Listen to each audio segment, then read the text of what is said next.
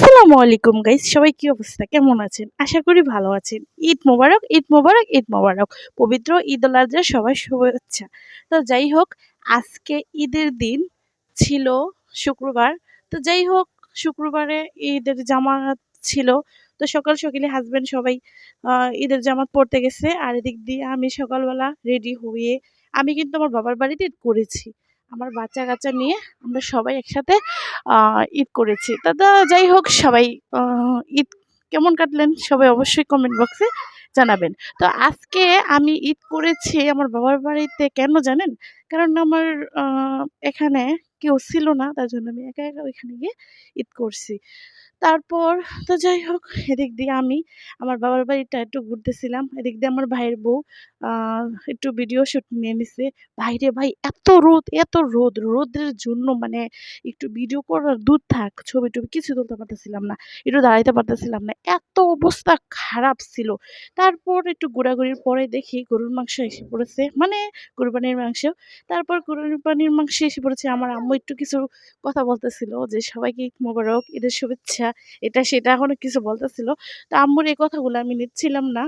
তারপর আম্মু আমাকে বলতেছিল যে, "একটু ভিডিও করো।" আম্মু নিজেই বলতেছিল। এই যে আম্মুকে একটু ভিডিওর ভিতর নিছিলাম। তারপরে এই যে আম্মু বলতেছে, "সবাইকে ঈদ উল আজহার শুভেচ্ছা, ঈদ মোবারক।" তো আম্মু কথা বলতেছিল আর হাইসা ফেলতেছিল। মানে খুবই লজ্জা পাচ্ছিল।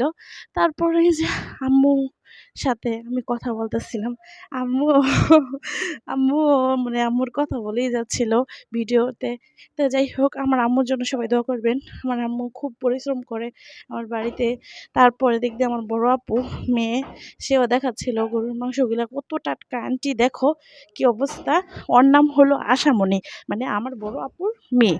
তো সবাই তার জন্য দোয়া করবেন, সে মাদ্রাসায় পড়ে। আর দেখুন মাংসগুলা, মাশাআল্লাহ, মাশাআল্লাহ, মাশাআল্লাহ খুবই সুন্দর। মাশাআল্লাহ, কুরবানির মাংস বলে কথা। আর কুরবানির মাংস খেতে কার, কার ভাল লাগে? কুরবানির মাংস কিন্তু খুবই, খুবই সুস্বাদু আর অনেক টেস্ট হয়।